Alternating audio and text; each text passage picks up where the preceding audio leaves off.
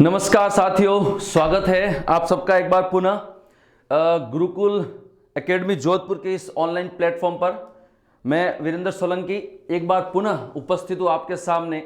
MCQ test series का अपना जो नेक्स्ट पार्ट है, प्रकाश का पार्ट फर्स्ट अपन कर चुके हैं, ये है प्रकाश का पार्ट सेकंड। ठीक है, इसके अंदर थ्योरी भी इंक्लूड है और क्वेश्चंस भी इंक्लूड है। ठीक है ना, तो अपन शुरू करते हैं। देखिए, सबसे पहली चीज कुछ समझने के लिए है।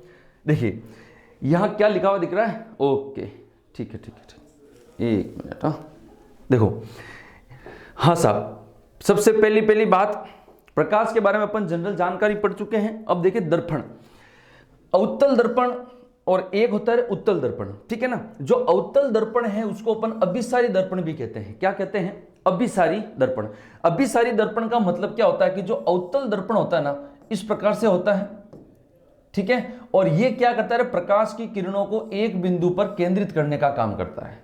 एक बिंदु पर केंद्रित करने का काम करता है, अभिसरित करने का काम करता है। इसलिए इसको अपन क्या कहते हैं? अवतल दर्पण, अभिसारी दर्पण। ठीक है, अब देखिए होता क्या है कि इस अवतल दर्पण के अंदर अपने को ध्यान क्या रखना है कि इस दर्पण का जो मध्य बिंदु है, उस मध्य बिंदु को अपन ध्रुव बोलते हैं। पी से क्या बोलते हैं?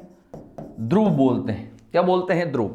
जिस बिंदु से ये प्रकाश की किरणें गुजरती है उस बिंदु को कैपिटल एफ लिखते हैं और इसको क्या बोलते हैं? मुख्य फोकस बोलते हैं। क्या बोलते हैं? मुख्य फोकस बोलते हैं। ठीक है, और इस एफ के बाद में ये जो सी लिखा हुआ है, इस सी को अपन वक्रता केंद्र कहते हैं। क्या कहते हैं? वक्रता केंद्र। ठीक है, अब देखिए, इस F से इस P के जो बीच की दूरी है ना, इसको स्मॉल f से लिखते हैं। किससे लिखते हैं? स्मॉल f से। ये स्मॉल f क्या कहलाती है? फोकस दूरी कहलाती है। क्या कहलाती है? फोकस दूरी कहलाती है। ठीक है, और ये जो C आपको दिख रहा है, ये C से लेके P तक ये जो डिस्टेंस आपको दिख रही है, ये कैपिटल R कहलाती है। इस कैपिटल R को अपन क्या कहते हैं? वक्रता त्रिज्या कहते हैं। क्या कहते हैं? वक्रता त्रिज्या कहते हैं। समझ में आ गई ये चीज? ठीक है, उसके बाद देखिए कि ये जो डिस्टेंस है यहां से यहां तक और यहां से यहां तक, ये डिस्टेंस हमेशा बराबर होती है, इक्वल होती है। इसलिए ये जो R है, ठीक है, ये फोकस दूरी का कितना होती है? डबल। भाई सीधी सी बात है, यहां से यहां तक की दूरी और यहां से यहां तक की दूरी दोनों क्या है? बराबर। दोनों ये पूरी डिस्टेंस है। अगर इस डिस्टेंस का आधा करूंगा तो मेरे पास क्या आएगा? फोकस दूरी आएगी। यानी वक्रता त्रिज्या का अगर आधा करूं तो फोकस दूरी, और फोकस दूरी का डबल करूं तो वक्रता त्रिज्या। ठीक है, अब देखिए,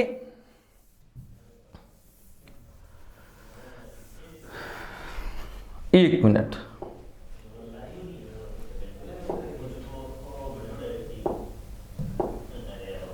देखो अपन बात करते हैं। मान लीजिए ये कोई अवतल दर्पण है या कोई भी दर्पण है। ठीक है, नॉर्मली कोई भी दर्पण मान लो अगर। ठीक है, ये दर्पण है मान लिया अपन ने, और ये इस दर्पण का क्या है? ध्रुव है P।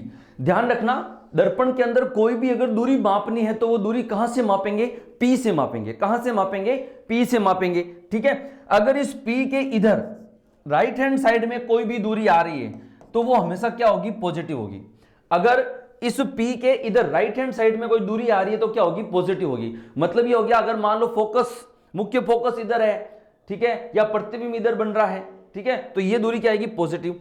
और इसके इधर लेफ्ट हैंड साइड में जो भी डिस्टेंस आएगी नापनी कहां से? P से, वो क्या आएगी? नेगेटिव आएगी। क्या आएगी? नेगेटिव आएगी। ठीक है, एक चीज ध्यान रखना, चाहे दर्पण हो चाहे लेंस हो, चाहे दर्पण हो चाहे लेंस हो, ठीक है, U कहीं पर भी हो वो नेगेटिव होगा। अब U क्या है तो ध्यान रखना, मैंने कहा कि यहां कोई वस्तु मैंने रखी और ये ध्रुव है, तो इस वस्तु की ध्रुव से दूरी, वस्तु की ध्रुव से दूरी क्या कहलाती है? U।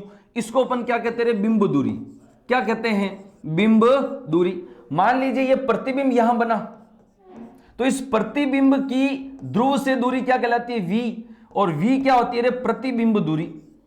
V क्या होती है? प्रतिबिंब दूरी होती है। समझ में आ गई चीज? अब देखिए, मैंने इस वस्तु को इस मुख्य अक्ष के ऊपर रखा, सीधा रखा, तो इसकी जो हाइट है ना वो आएगी रे h। इसकी हाइट क्या आएगी? h। और जब सीधा होगा तब हाइट कैसी होगी? पॉजिटिव। अभी देखो उल्टा लटक रहा है, प्रतिबिंब है ना, प्रतिबिंब की हाइट किससे होगी?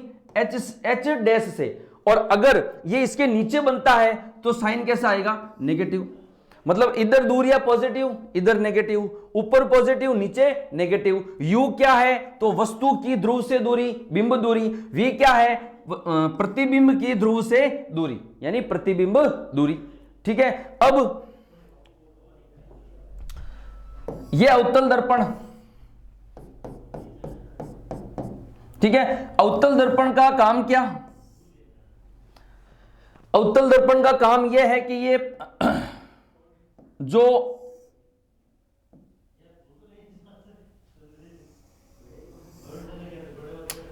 वस्तुएं होती है, जो प्रकाश की किरणें हैं, उन प्रकाश की किरणों को ये एक बिंदु पर क्या करवाता है, आपतित करवाता है।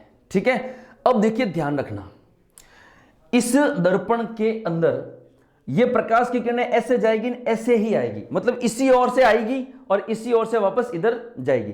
मतलब ये हो गया कि प्रकाश की किरणें परावर्तन के पश्चात, यानी इससे टकराने के बाद में इसके इधर मिलेगी।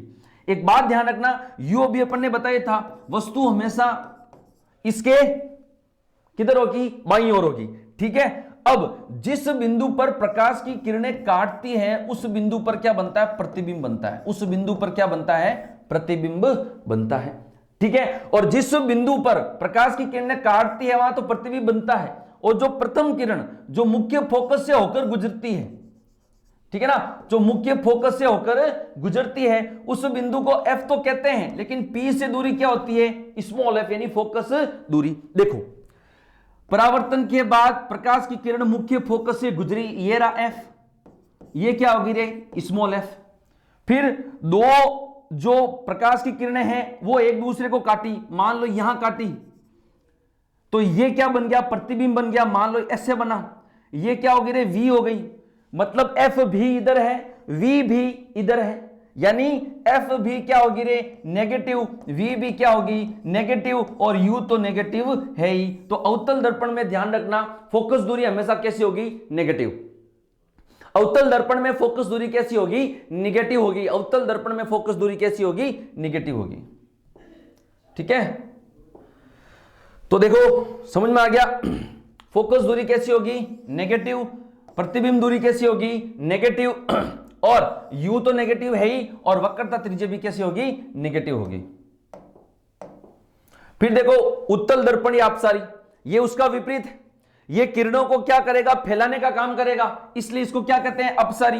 ये देखो प्रथम किरण ऐसे, द्वितीय किरण ऐसे, अब ये इधर तो मिलने से रही, भाई दर्पण का काम क्या, प्रतिबिंब बनाना, ठीक है ना। तो प्रतिबिंब कब बनेगा, जब प्रकाश की किरणें काटेगी। अब कब काटेगी, इधर तो काटने से रही, तो इनको आभासी रूप से इधर बढ़ाया, तो यहां कहीं मिली, इसको बोल दिया मुख्य फोकस।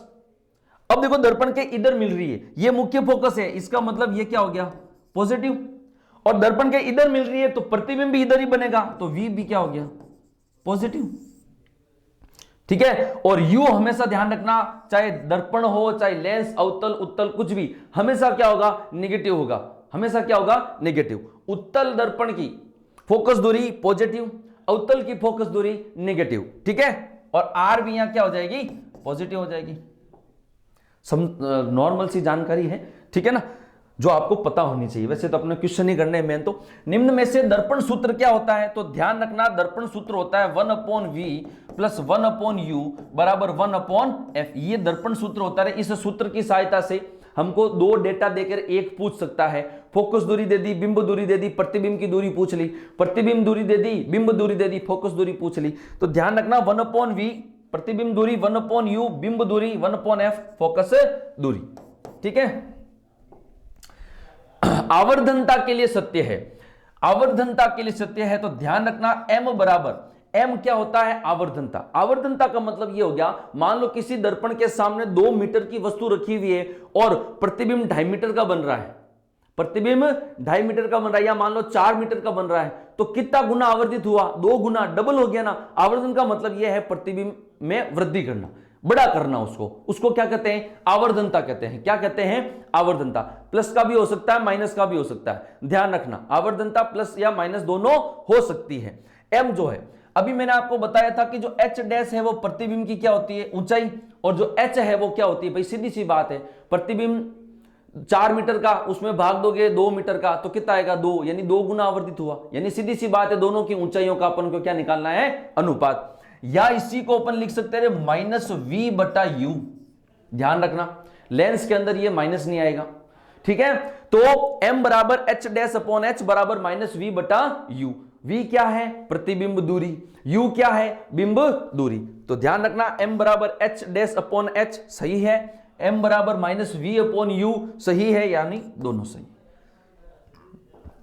अब देखो ये बहुत इंपॉर्टेंट है, इसको अच्छे से ध्यान रखना। इंपॉर्टेंट कैसे कि एक चीज ध्यान रखना, अगर m का मान, यदि m का मान आपको कहीं पर नेगेटिव दिख जाए, m का मान अगर कहीं पर भी नेगेटिव दिख जाए, तो ध्यान रखना प्रतिबिंब हमेशा कैसा बनेगा, वास्तविक बनेगा। हमेशा कैसा बनेगा, वास्तविक ही बनेगा, अगर m का मान नेगेटिव दिख जाए तो। और अगर m का मान आपको पॉजिटिव दिख जाए तो हमेशा ध्यान रखना प्रतिबिंब कैसा बनेगा, आभासी ही बनेगा। तो प्रतिबिंब हमेशा कैसा बनेगा, आभासी बनेगा। अब नेगेटिव के अंदर देखो, अगर m का मान नेगेटिव है, ठीक है, और v ग्रेटर देन u है, यानी जो प्रतिबिंब की दूरी है वो बिंब की दूरी से ज्यादा है, ठीक है, तो प्रतिबिंब वास्तविक तो है ही है क्योंकि m नेगेटिव है, और वस्तु से कैसा बनेगा, बड़ा। भाई प्रतिबिंब वाली दूरी बड़ी है तो प्रतिबिंब बड़ा, m नेगेटिव वास्तविक दोनों बराबर तो वस्तु और प्रतिबिंब की हाइट भी बराबर। m नेगेटिव वास्तविक, अब प्रतिबिंब वाली दूरी छोटी हो गई तो प्रतिबिंब भी क्या हो जाएगा, छोटा हो जाएगा, वास्तविक और छोटा। अगर m पॉजिटिव आ गया तो प्रतिबिंब आभासी और सीधा। ये चारों के चारों लेने याद रखना, क्यों, क्योंकि यहां से ना लैंग्वेज के क्वेश्चन खूब बार पूछे गए, पूछ सकता है, ठीक है, ध्यान रखना। हंसा, एक व्यक्ति का चेहरा शेविंग दर्पण से 20 सेंटीमीटर दूरी पर है। शेविंग दर्पण, कौन सा दर्पण कह रहा है अपने को, शेविंग दर्पण कह रहा है, ठीक है। शेविंग दर्पण से 20 सेंटीमीटर दूरी है चेहरा, यानी दर्पण से वस्तु कितनी दूरी पर है रे, 20 सेंटीमीटर, यानी u बराबर कितना आ गया रे, -20। ध्यान रखना चिन्हों का। दर्पण की फोकस दूरी 80 सेंटीमीटर है, अवतल दर्पण है। कौन सा दर्पण है, अवतल। अवतल की फोकस दूरी कितनी, 80 सेंटीमीटर, माइनस लिखना मत भूलना। तो v और m का मान ज्ञात करो। अभी अपने को पता है 1/v प्लस 1/u बराबर 1/f। मान किसका ज्ञात करना है, v का, तो 1/v बराबर 1/f minus 1/u। 1/v 1/f कितना है रे, माइनस का 80 माइनस 1/u, u कितना है, माइनस का 20, माइनस माइनस क्या हो गया रे, प्लस, ठीक है, माइनस माइनस क्या हो गया, प्लस। अब ले वो इनका एलसीएम,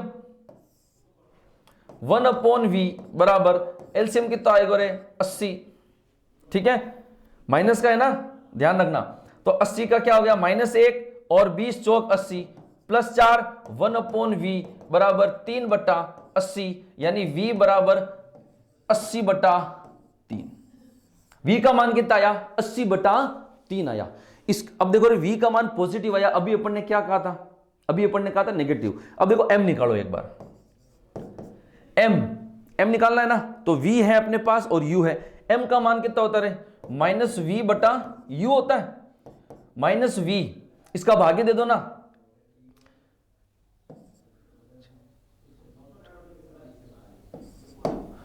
छब्बीस, 3 2 ना 6, 2 3 छंग 18, फिर 2, 26.3 आया, -26.3। u का मान कितना है, माइनस का 20, ठीक है। m का मान कितना आएगा, 2 का भाग दो पहले,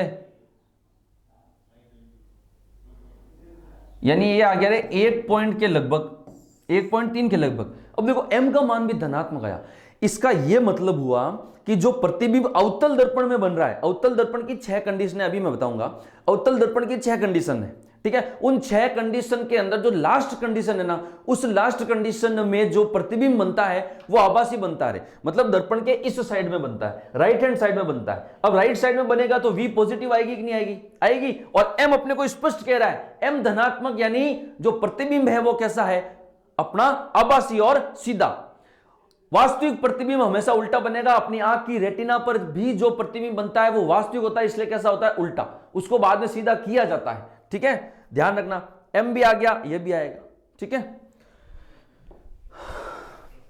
अगला सवाल देखिए भाई आप लोग, ये नेक्स्ट क्वेश्चन आपसे क्या कह रहा है, एक उत्तल दर्पण की फोकस दूरी 30 सेंटीमीटर है। एक उत्तल दर्पण की फोकस दूरी जो है वो 30 सेंटीमीटर, उत्तल दर्पण बोला रहे, फोकस दूरी पॉजिटिव।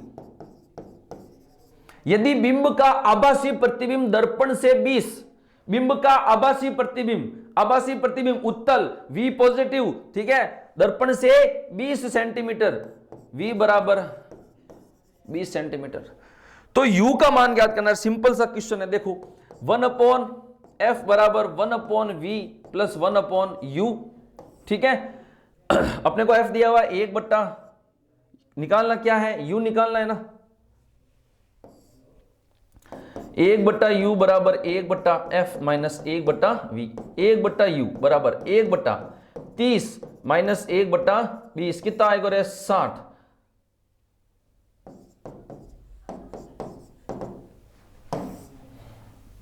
एक बट्टा u बराबर माइनस 1 बट्टा 60, u बराबर है माइनस का 60। देखो u नेगेटिव आया, इसका मतलब सही है, क्योंकि u हमेशा क्या आएगा, नेगेटिव ही आएगा। अब अपने को सिर्फ ध्यान क्या रखना है, सूत्र ध्यान रखना है, उसमें फॉर्मूला मतलब मान रखना है, लसब पसब लेके काम खत्म। ठीक है, कर लोगे, चलिए अब देखिए ये हो गया अपना अवतल दर्पण के अंदर स्थितियां, टोटल 6 स्थितियां हैं भाई। कितनी स्थितियां हैं, 6 स्थितियां हैं। कितनी हैं, 6। देखो सबसे पहले स्थितियां गिनो, अभी मैं आपको सब क्लियर कर दूंगा कैसे क्या करना। देखो सबसे पहले स्थिति रे अनंत पर, सबसे पहले स्थिति क्या है, अनंत पर है। ठीक है, दूसरी स्थिति वक्रता केंद्र अनंत के मध्य, तीसरी वक्रता केंद्र सी पर, चौथी वक्रता केंद्र सी और एफ के बीच, पांचवी एफ पर और छठी एफ और ध्रुव के बीच। अब देखो इसको एक सटीक तरीके से समझाता हूं। वैसे तो आपको पता है कि भाई अवतल दर्पण के अंदर प्रकाश की किरणें भी इधर से आएगी, प्रतिबिंब इधर से बनेगा, लेकिन एक सीधी लाइन से समझना, करना कैसे, देखो एक सीधी सीधी लाइन से समझना है। ठीक है, कंफ्यूज मत होना, मैं आपको सिर्फ प्रतिबिंब की स्थितियां बता रहा हूं। ये रे P F C अनंत। अब वैसे तो प्रतिबिंब इधर बनेगा, लेकिन अपन सहूलियत याद रखने के लिए, ठीक है, ये जो कंडीशन है मैं इसको इधर लिख रहा हूं, तो ध्यान रखना। पहली कंडीशन, वस्तु कहां है, अनंत पर, वस्तु कहां है, अनंत पर, वस्तु कहां है, अनंत पर, तो प्रतिबिंब कहां बनेगा, प्रतिबिंब कहां बनेगा, मुख्य फोकस पर, प्रतिबिंब कहां बनेगा, मुख्य फोकस पर। ध्यान रखना अवतल दर्पण के अंदर सबसे पहला प्रतिबिंब एकदम पॉइंट वाला बनेगा, फिर धीरे धीरे धीरे धीरे धीरे धीरे बड़ा होता जाएगा। मतलब अगर किसी चीज को बड़ा करके देखना है तो अवतल दर्पण, और किसी एरिया का, ज्यादा एरिया को देखना है तो उत्तल दर्पण, मतलब दृष्टि क्षेत्र ज्यादा बढ़ाना है तो उत्तल, बड़ा करके देखना है तो अवतल। ठीक है, अब देखो पहले ही पहला है, अगर अनंत पे है तो प्रतिबिंब कहां बनेगा अपना, मुख्य फोकस पर। नंबर 1 चीज हो गई। अब क्या करो, एक स्टेप इसको सरकाओ, जब एक स्टेप इसको सरकाओगे तो एक स्टेप ये भी सरकेगा, यानी जब वस्तु अनंत और सी वक्रता केंद्र के बीच में है तो प्रतिबिंब एफ और सी के बीच में हो जाएगा। ठीक है, फिर क्या करो, एक स्टेप और बढ़ाओ इसको, अब कहां गया ये सी पे, इसको भी एक और बढ़ाओ, ये भी कहां गया, सी पे। मतलब अगर वस्तु वक्रता के अंदर सी पर है तो प्रतिबिंब भी कहां बनेगा, सी पर बनेगा। ठीक है, एक और आगे लाओ इसको, वस्तु कहां गई रे, सी और एफ के बीच में, इसको भी और आगे ले जाओ, ये आ गया यहां पे। यानी जब वस्तु सी और एफ के बीच में है तो प्रतिबिंब वक्रता केंद्र से परे बनेगा, वक्रता केंद्र से परे बनेगा। ठीक है, फिर एक स्टेप और आगे लाओगे, एक स्टेप और आगे लाओगे तो एफ पर आ जाएगा।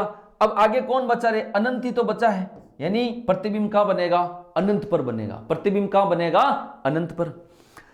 अब अगर वस्तु F और P के बीच में आ गई, 5 कंडीशन हो गई, अगर वस्तु F और P के बीच में आ गई तो इसका ध्यान रखना, प्रतिबिंब दर्पण के पीछे, पीछे का मतलब रे दाईं ओर बनेगा, आभासी बनेगा। ये छठी कंडीशन, दाईं ओर बनेगा, आभासी बनेगा। अभी जो अपन ने सवाल किया था वो सवाल ये था, दर्पण के पीछे आगे इस साइड में राइट हैंड साइड में बनेगा, आभासी बनेगा, सीधा बनेगा, बड़ा बनेगा। ठीक है, ये आपकी कंडीशन हो गई, देख लो। अब देखो, सबसे पहला प्रतिबिंब बिल्कुल बिंदु आकार का, फिर थोड़ा सा वस्तु से छोटा, फिर वस्तु के समान। देखो सी पर ऐसा पूछ सकते हैं कि किस स्थिति पर बिंब और प्रतिबिंब का आकार समान होता है, तो वक्रता केंद्र पर। किस स्थिति पर बिंब और प्रतिबिंब का आकार समान होता है, तो वक्रता केंद्र पर, प्रतिबिंब के समान। फिर जब समान हो गया तो बड़ा, बहुत बड़ा, ठीक है ना, और लास्ट में आभासी और सीधा। बाकी सब देखो वास्तविक, उल्टा, वास्तविक, उल्टा, वास्तविक, उल्टा। ठीक है,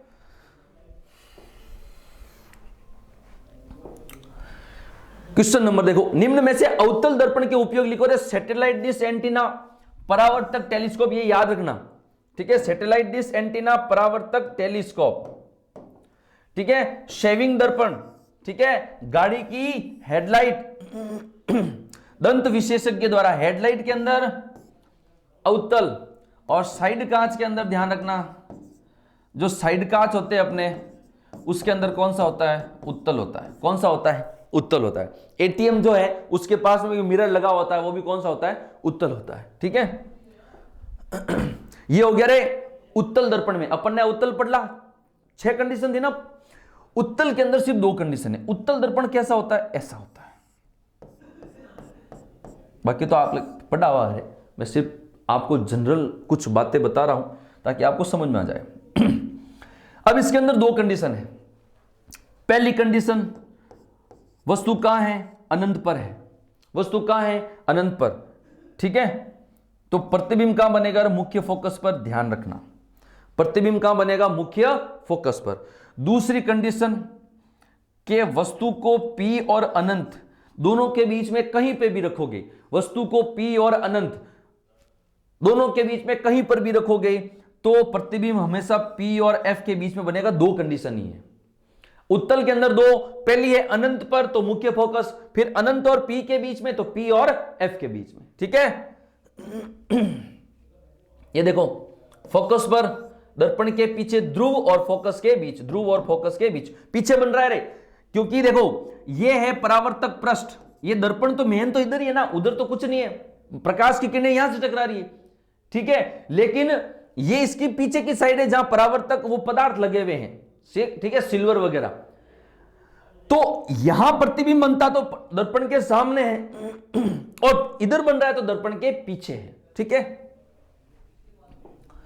अगला देखो, एटीएम मशीन के पास कौन सा होता है, उत्तल दर्पण। एंडोस्कोपी में कौन सा होता है, बड़ा करके अवतल दर्पण। वैज्ञानिक उपकरणों में यथार्थ प्रेक्षण हेतु किस दर्पण का उपयोग, उत्तल, समतलोत्तल। ध्यान रखना, अग्र विलेपित दर्पण, इसका नाम क्या है, अग्र विलेपित दर्पण। होता क्या है रे, अवतल ही होता है। होता क्या है, ये अवतल दर्पण ही होता है, लेकिन इसके परावर्तक पृष्ठ पर भी कुछ ऐसे पदार्थ लगाए जाते हैं, इसलिए इसको क्या कहते हैं, अग्र विलेपित दर्पण। अग्र विलेपित, आगे के हिस्से पर कुछ विलेप किया, मतलब कुछ पदार्थ लगाया हुआ। ठीक है ना। निम्न में से कौन से दर्पण में वृहद दृष्टि क्षेत्र, अभी बताया था, कौन से में दिखेगा रे, उत्तल के अंदर। लेंस में होता है, दोनों पृष्ठ वक्र होते हैं, केवल एक पृष्ठ वक्र होता है, कम से कम एक पृष्ठ वक्र, या इनमें से कोई नहीं। तो ध्यान रखना, लेंस अपन ने ऐसा भी देख रखा है, लेंस अपन ने ऐसा भी देख रखा है, लेंस अपन ने ऐसा भी देख रखा है, यानी कम से कम एक जो पृष्ठ है वो वक्र होना चाहिए, टेढ़ा मेढ़ा होना चाहिए। ठीक है, अब देखो लेंस।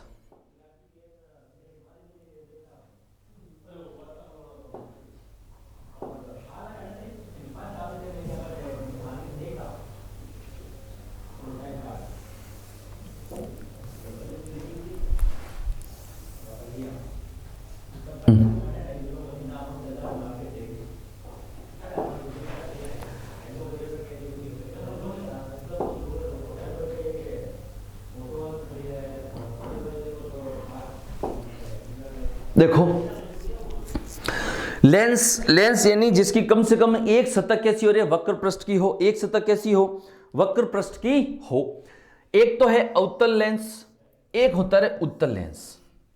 ठीक है, अब दर्पण से यहां पर प्रकृति उल्टी हो गई है। अपन ने जब अवतल दर्पण पढ़ा था, ठीक है, तो अपन ने कहा अभिसारी दर्पण है। कैसा है? अभिसारी।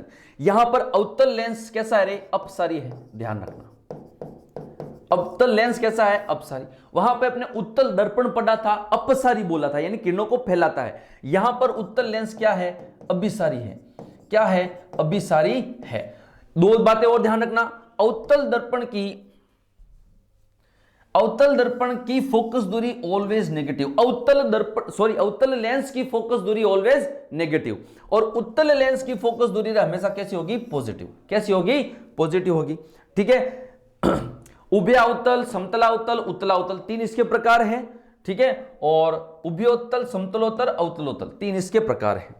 देखिए मैंने आवर्धन यहां पर भी लिखा है m बराबर h' ये तो सेम है, लेकिन -v/u आवर्धन था दर्पण के अंदर, यहां पर है +v/u, माइनस नहीं है।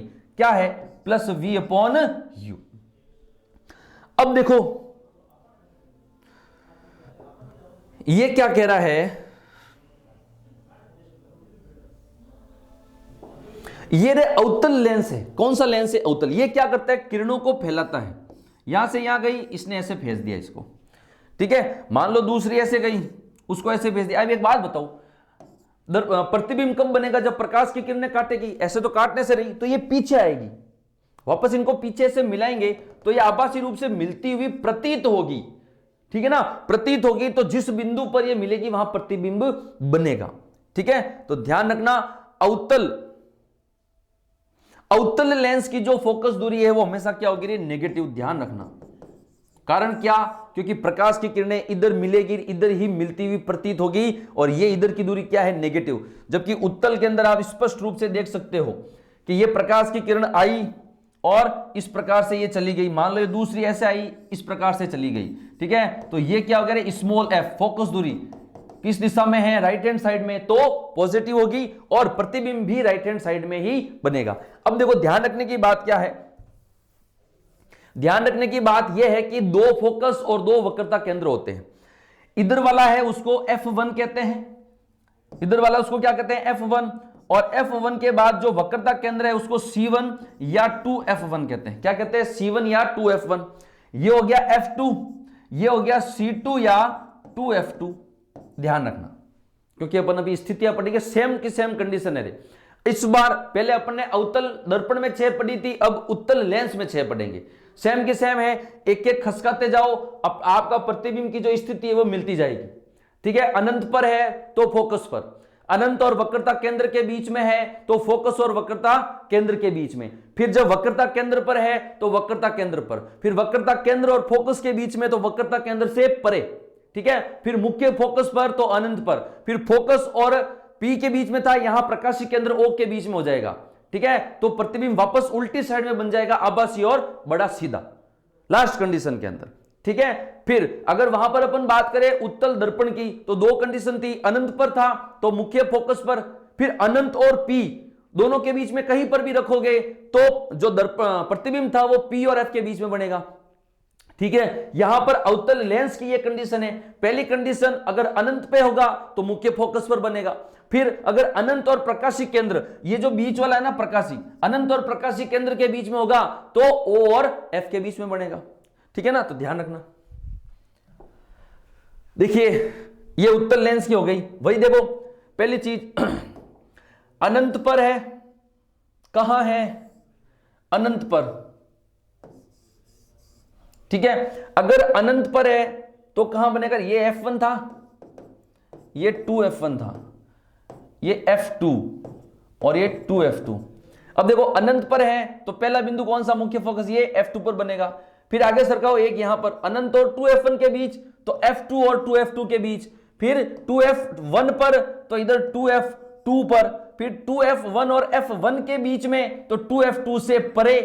ठीक है, फिर F1 पे आ गया तो अनंत पे, फिर F और O के बीच में आ गया, वापस इस साइड में आ जाएगा अनंत और O के बीच में। देखो अनंत पर है F2 पर, अनंत व 2F1 के बीच में तो F2 2F2 के बीच में, 2f1 पर है, ये रहा 2f1, तो 2f2 पर, 2f1 और f1 के बीच में अगर प्रतिबिंब है तो 2f2 व अनंत के बीच यानी उससे परे।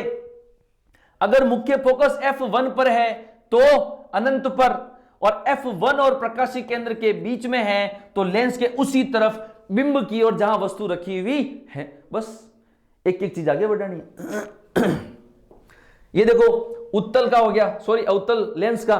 बोला था दो कंडीशन, अगर अनंत पर तो मुख्य फोकस पर, ठीक है, अगर अनंत पर तो मुख्य फोकस पर, अनंत और प्रकाशीय केंद्र के बीच में तो फोकस f1 तथा प्रकाशीय केंद्र के बीच में। वहां अपने उत्तल दर्पण में ऐसा था, इस प्रकार था ना, अगर अनंत पे, ठीक है, तो f पर, इन दोनों के बीच में कहीं तो यहां पर ये p था। यहां क्या हो गया, ये इस प्रकार से है, ठीक है, अनंत पर है तो बनेगा यहां पर, ठीक है, और मान लो यहां है तो इन दोनों के बीच में कहीं बन जाएगा, ठीक है ना, बनेगा इधर ही। और वो चीज याद रखना, कौन सी वाली, कि अवतल दर्पण की फोकस दूरी नेगेटिव, उत्तल दर्पण की फोकस दूरी पॉजिटिव।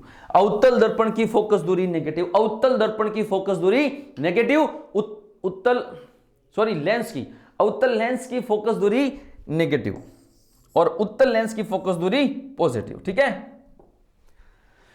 हाँ सा, क्वेश्चन नंबर 12 देखो, एक 3 मीटर, अच्छे से ध्यान से पढ़ो, एक 3 मीटर लंबा बिंब 20 मीटर फोकस दूरी के उत्तल लेंस के मुख्य अक्ष के लंबवत रखा हुआ है, ठीक है। यदि प्रतिबिंब लेंस से 60 मीटर दूरी पर बनता है तो अपने को u और m निकालना है रे। देखो क्या कह रहा है, सिंपल सी चीज, एक 3 मीटर लंबा बिंब, h दे रखा है 3 मीटर, 20 सेंटीमीटर फोकस दूरी के उत्तल लेंस, लेंस कौन सा है, उत्तल, फोकस दूरी कितनी हो जाएगी रे, 20 प्लस की मुख्य अक्ष से। यदि प्रतिबिंब लेंस से 60 सेंटीमीटर की दूरी पर है, अब उत्तल है ना तो v भी कैसा जाएगा रे, 60 सेंटीमीटर का प्लस का। ये कह रहा है u ज्ञात करो और m ज्ञात करो। ये अपने को दो चीजें दे रखी है, ठीक है ना, इन दो चीजों से अपने को क्या निकालना है, देखो अब अपने को लेंस, हाँ लेंस सूत्र, लेंस सूत्र होता है 1/f बराबर, वहां पे 1/v प्लस 1/u था, यहां पे माइनस हो जाएगा, ध्यान रखना, ठीक है। दर्पण के अंदर 1/v प्लस 1/u बराबर 1/f था, यहां क्या हो जाएगा 1/v माइनस 1/u बराबर 1/f। लगाओ, अब करना क्या है, 1/20 बराबर 1/60 माइनस 1/u, ठीक है। करो कैलकुलेशन, इसको लाओ इधर तो 1/u हो जाएगा, इसको ले जाओ उधर 1/60 माइनस 1/20, ले एलसीएम कितना यार, 60 जाए, 1 माइनस 20 दिया 60, तो 1/u बराबर माइनस 2/60, u बराबर कितना आ गया माइनस का 30। बिल्कुल सही बात है, u माइनस की ही आएगी। फिर कह रहा है m बताओ, ठीक है, फिर क्या कह रहा है m बताओ, तो m क्या होगा रे, m अपने पास देखो v भी है, अपने पास u भी है, तो m बराबर v/u, माइनस दर्पण में आएगा, ध्यान रखना यहां माइनस नहीं आएगा। v कितना है, v कितना है 60 है, और u कितना है माइनस का 30, यानी m आ गया माइनस का 2, m माइनस आया, इसका मतलब प्रतिबिंब कैसा बनेगा, वास्तविक और उल्टा बनेगा। और कितना गुना आवर्धित है, 2 गुना आवर्धित है। कितना गुना आवर्धित है, 2 गुना, ये इसकी प्रकृति है। अगर आपको m का मान नहीं पूछ के प्रकृति पूछे ना तो भी m का मान नहीं निकालना। प्रकृति का मतलब वास्तविक है, आभासी है, सीधा है, उल्टा है, कैसा क्या है, ठीक है।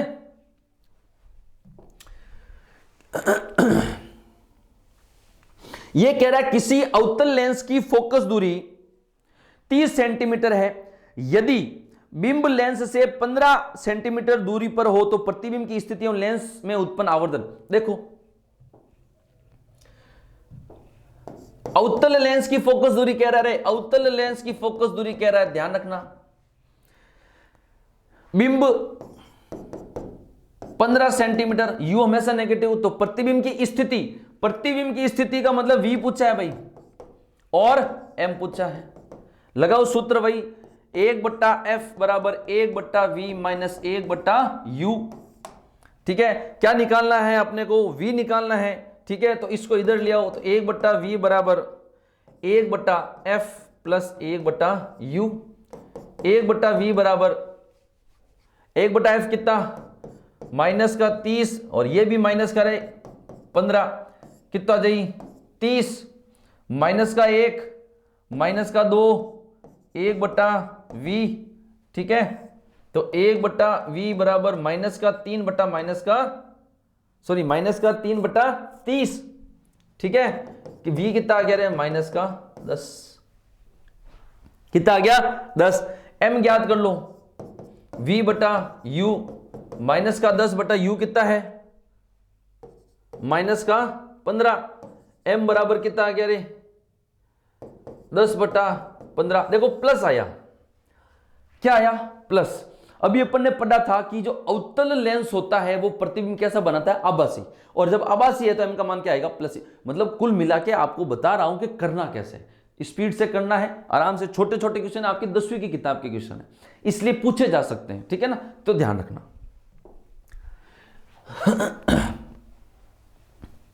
ये कह रहा है एक उत्तल लेंस की फोकस दूरी 50 सेंटीमीटर है। उत्तल लेंस की फोकस दूरी कितनी है? 50 सेंटीमीटर है। u बराबर कितना दे रखा? 30। कितना आएगा? माइनस का 30। तो वही अपने को v ज्ञात करना है। 1/f बराबर 1/v माइनस 1/u। अपने को क्या याद करना है? v। 1/v बराबर 1/f प्लस 1/u।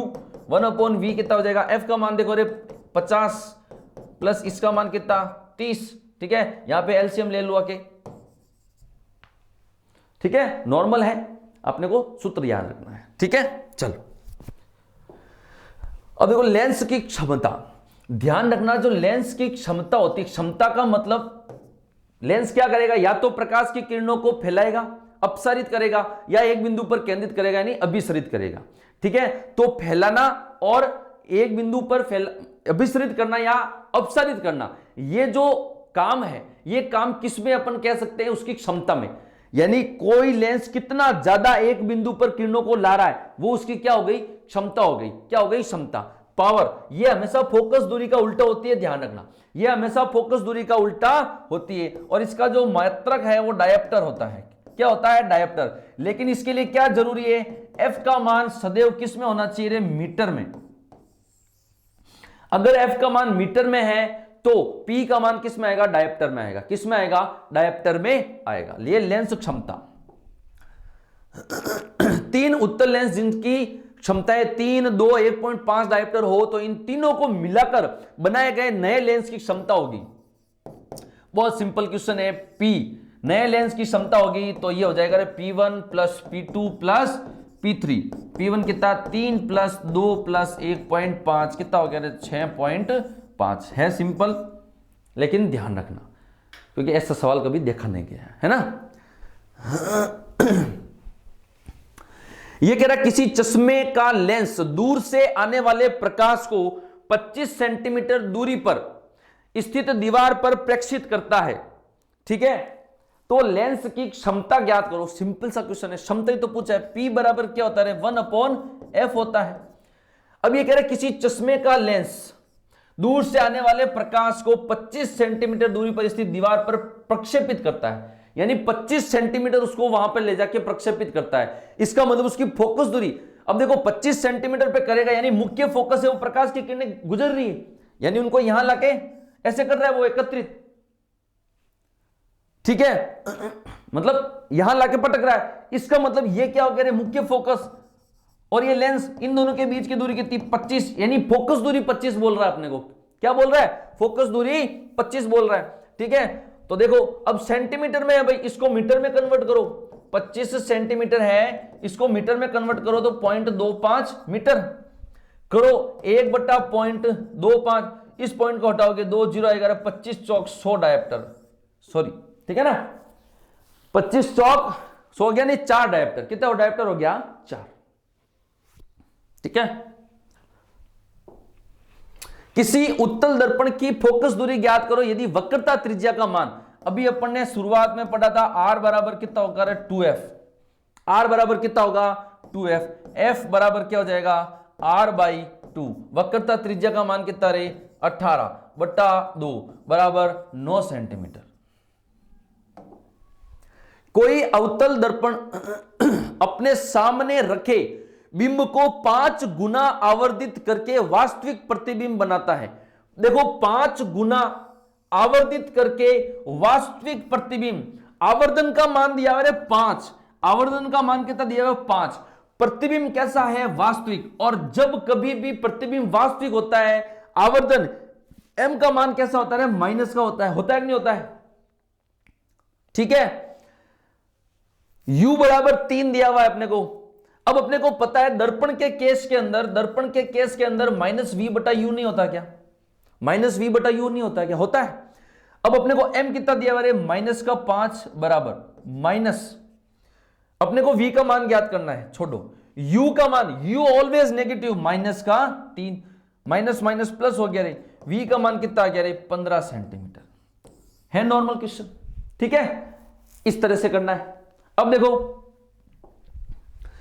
नेत्र में प्रकाश प्रवेश कहां से करता है रे, ध्यान रखियो, सीधे सीधे क्वेश्चन है कार्निया से। कहां से प्रवेश करता है कार्निया से।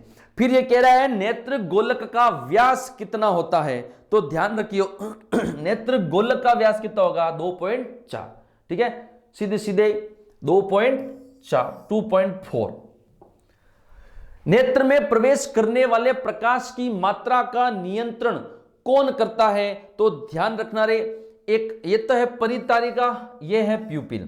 तो ये जो परितारिका है ना, ये कुछ ऐसी पेशियां होती है जो इस पुतली के चारों ओर पाई जाती है। ये क्या करती है, पुतली के आकार का नियंत्रण करती है। कौन, परितारिका। पुतली के आकार का नियंत्रण कौन करती है, परितारिका। यानी जब प्रकाश की मात्रा ज्यादा चाहिए तो परितारिका ये पुतली को फैला देती है, तो ज्यादा प्रकाश जाएगा, ठीक है। फिर अगर मान लो कम चाहिए तो सिकोड़ देती है, तो कम जाएगा। प्रकाश की मात्रा का नियंत्रण तो कौन करेगा, पुतली, और पुतली को फैलाने और सिकोड़ने का काम कौन करेगा, परितारिका। आंख की रंग, जो आंख का रंग है वो किसकी वजह से होता है, परितारिका, आइरिस की वजह से। आंख का रंग किसकी वजह से होता है, आइरिस की वजह से। और अपने आंख के अंदर रंगों में विभेद करने वाली एक कोशिका होती है जिसको अपन शंकु कोशिका कहते हैं। क्या कहते हैं, शंकु कोशिका। रेटिना में पाई जाने वाली कोशिकाएं शलाका कोशिका, शंकु कोशिका, दोनों की दोनों है। ध्यान रखना रेटिना के अंदर कौन सी है, शलाका और शंकु। क्वेश्चन नंबर 23, नेत्र का रंग किसके कारण निर्धारित होता है, परितारिका की वजह से। किसकी वजह से होता है, परितारिका की वजह से।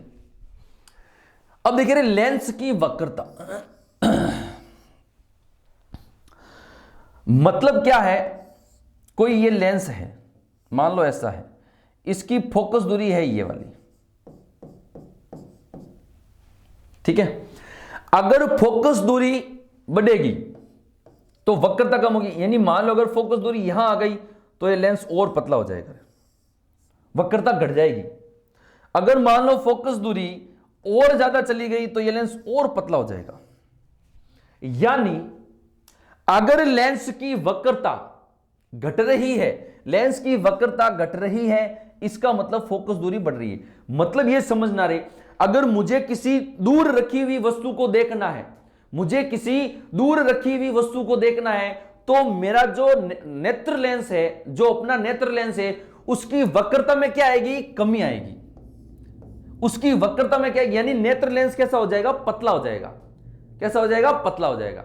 समझ में आई ना चीज। यानी अपने नेत्र का जो लेंस है वो वस्तुओं की दूरी के अकॉर्डिंग अपने आप को संबंधित करता है, या तो फोकस दूरी बढ़ा देगा या फोकस दूरी घटा देगा। इस दुनिया का एकमात्र लेंस है जो ऐसा कर सकता है, वो अपना आंख का लेंस अपने अकॉर्डिंग सेट करता है फोकस दूरी को। यानी अगर फोकस दूरी बढ़ रही है, फोकस दूरी बढ़ रही है तो वक्रता घट रही है, ठीक है। और मान लो नजदीक किसी वस्तु को देखना है, ठीक है, तो फोकस दूरी कम हो गई तो वो बीच में से मोटा हो जाएगा, बीच में से क्या हो जाएगा, मोटा, यानी वक्रता बढ़ जाएगी। क्या बढ़ जाएगी, वक्रता बढ़ जाएगी। जब वस्तु नजदीक हो तो वक्रता बढ़ेगी। यानी नजदीक के चश्मे में अगर पूछे कैसा लेंस, तो मोटा लेंस। नजदीक के चश्मे में मोटा लेंस, दूर के चश्मे में पतला लेंस। ये क्या है, ये कह रहा है मानव नेत्र में वह स्थान जहां प्रतिबिंब नहीं बनता, वैसे तो प्रतिबिंब रेटिना पर ही बनता है। अब रेटिना और दृक तंत्रिका, रेटिना और जो अपनी दृक तंत्रिका होती है, इनके मिलान बिंदु पर एक ऐसा मतलब उस पॉइंट होता है जहां पर प्रकाश पहुंचता ही नहीं है, वहां प्रतिबिंब नहीं बनता, उसको कहते हैं अंध बिंदु। क्या कहते हैं? अंध बिंदु कहते हैं। क्या कहते हैं? अंध बिंदु। सामान्य दृष्टि वाले व्यक्ति का निकट बिंदु, निकट बिंदु का मतलब कम से कम कितनी डिस्टेंस हो कि मैं किसी वस्तु को स्पष्ट रूप से देख सकूं, 25 सेंटीमीटर। निकट बिंदु 25 सेंटीमीटर, दूर बिंदु अनंत, दूर बिंदु अनंत, निकट बिंदु 25 सेंटीमीटर। ठीक है, दूर बिंदु क्या होता है? अनंत होता है। निकट दृष्टि दोष में व्यक्ति का दूर बिंदु स्थित होता है। देखिए, निकट दृष्टि दोष के अंदर नजदीक की तो दिखती है लेकिन दूर की नहीं दिखती है। ठीक है ना, नजदीक की दिखती है। देखिए, दूर बिंदु भी मैंने बताया था अनंत। अनंत का मतलब मैं काफी, जहां तक क्षैतिज है वहां तक मैं देख सकता हूं, वहां तक मेरी दृष्टि जा सकती है। अब ये कह रहे हैं निकट दृष्टि दोष। निकट दृष्टि दोष के अंदर क्या होता है? निकट का तो दिखता है, निकट का तो दिखता है लेकिन दूर का नहीं दिखता, दूर का नहीं दिखता। अब एक बात बताओ, जब दूर का नहीं दिख रहा इसका मतलब क्या है? जो दूर बिंदु था वो वहां नहीं है, कहां आ गया? पास में आ गया, तभी तो दूर का नहीं दिख रहा। भाई नजदीक का ही दिख रहा है, यानी दूर बिंदु कहां आ गया? नजदीक आ गया, यानी निकट आ गया। कहां आ गया? निकट आ गया। ठीक है, निकट दृष्टि दोष में व्यक्ति का दूर बिंदु कहां आ जाता है? पास में आ जाता है। फिर कह रहे वर्णांधता किन कोशिकाओं की कमी से होती है? ध्यान रखियो, इंपॉर्टेंट क्वेश्चन है। वर्णांधता जो है, अभी मैंने बताया था, रंग विभेद करने वाली कोशिका, यानी अपने को लाल रंग दिख रहा है, हरा रंग दिख रहा है, किसकी वजह से? शंकु कोशिका की वजह से। वर्णांधता किस कोशिका की कमी से आएगी रे? शंकु कोशिका से। अब देखिए, निकट दृष्टि दोष, इसको अपन क्या कहते हैं? मायोपिया। अच्छे से देख लेना, क्लियर हो जाएगा। मायोपिया, निकट दृष्टि दोष। निकट दृष्टि दोष का मतलब रे, निकट दिखेगा, निकट की वस्तु दिखेगी, निकट की वस्तु दिखेगी, निकट की दिखेगी, निकट की वस्तु दिखेगी। इसका मतलब क्या हो गया रे? फोकस दूरी कम हो गई। फोकस दूरी कम हो गई मतलब वक्रता बढ़ गई। ठीक है ना, और जो दूर बिंदु था वो कहां गया? नजदीक। तो देखो, फोकस दूरी कम हो गई, नेत्र गोलक कैसा हो जाएगा? लंबा हो जाएगा। नेत्र गोलक कैसा हो जाएगा? लंबा हो जाएगा, यानी वक्रता बढ़ जाएगी रे, वक्रता बढ़ जाएगी। ठीक है, दूर रखी वस्तुओं का प्रतिबिंब रेटिना से पहले बनना शुरू हो जाएगा। ये रेटिना है भाई, सीधी सी बात है। दूर बिंदु नजदीक आ गया, दूर बिंदु कहां आ गया? नजदीक आ गया। तो जो दूर रखी वस्तु है वो धुंधली दिखेगी। क्यों दिखेगी? क्योंकि उसका जो प्रतिबिंब है वो कहां आ गया? नजदीक। नजदीक का मतलब रेटिना से पहले आ गया, यानी निकट दृष्टि दोष में जो प्रतिबिंब है वो रेटिना से आगे बढ़ता है। ध्यान रखियो, निकट दृष्टि दोष में प्रतिबिंब रेटिना से आगे बढ़ता है, जबकि दूर दृष्टि दोष में उसके पीछे बढ़ता है। दूर बिंदु अनंत से विस्थापित होकर कहां आ जाता है? निकट। उपचार, अवतल लेंस, इसको ध्यान रखना। कई बार क्या होता है कि इधर दोष दे देते हैं, इधर लेंस दे देते हैं, मिलान करो। तो निकट दृष्टि दोष। अब एक बात बताओ, ये रेटिना है, यहां पर ये प्रकाश की किरणें मान लो मिल रही है पहले। अब मुझे इन प्रकाश की किरणों को आगे ले जाना है, आगे ले जाना है, फैलाना पड़ेगा, आगे ले जाना है, फैलाना पड़ेगा। कौन सा लेंस जो है वो किरणों को अपसारित करता है? अवतल लेंस करता है। तो ऑब्वियसली बात है, इनको फैलाने के लिए कौन सा लेंस चाहिएगा? अवतल लेंस चाहिएगा। ठीक है, फिर देखो रे, दूर दृष्टि दोष। मायोपिया तो था निकट, ये रहा हाइपरमेट्रोपिया। क्या नाम है? हाइपर, आजकल ये नाम नहीं पूछते, हाइपरमेट्रोपिया। अब हाइपरमेट्रोपिया देखो, दूर दृष्टि दोष। दूर दृष्टि दोष, दूर की वस्तु दिखेगी, दूर की वस्तु दिखेगी लेकिन नजदीक की नहीं दिखेगी। अब एक बात बताओ, नजदीक की वस्तु यह है, नजदीक का पॉइंट है 25 सेंटीमीटर। अगर यह नहीं दिख रही है, इसका मतलब अपना निकट बिंदु कहां चला गया? दूर चला गया। निकट बिंदु दूर चला गया, इसका मतलब क्या हो गया? जो प्रतिबिंब रेटिना के कहां बन रहा है? पीछे बन रहा है। निकट बिंदु दूर चला गया मतलब फोकस दूरी बढ़ गई, फोकस दूरी बढ़ गई तो वक्रता घट गई। समझ में आ गई चीज? फोकस दूरी बढ़ी तो वक्रता घटी, नेत्र गोलक छोटा, वहां क्या था? लंबा। नजदीक की वस्तुओं का प्रतिबिंब रेटिना के पीछे बनता है, रेटिना के पीछे बनता है, यहां बना रहे प्रतिबिंब। अब इनको यहां लाना है तो और एकत्रित करना पड़ेगा, खींच के लाना पड़ेगा। ठीक है ना। और खींच के यानी एक जगह पर बिंदु यानी नजदीक जो है वो कौन लेके आता है, उत्तल लेंस लेके आता है। इसका उपचार क्या हो जाएगा, उत्तल।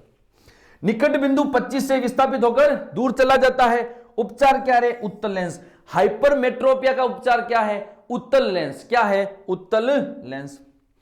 जरा दृष्टि दोष, इसको कहते हैं प्रेस बायोपिया। जरा दृष्टि दोष मतलब निकट का ही नहीं दिखता, दूर का ही नहीं दिखता, यानी लेंस जो है वो अपना जो लचीलापन है, अपनी जो समंजन क्षमता है वो खो देता है। यानी लेंस जब अपने आप को समंजित करता है, ठीक है ना, या तो फोकस दूरी बढ़ाएगा या फोकस दूरी घटाएगा।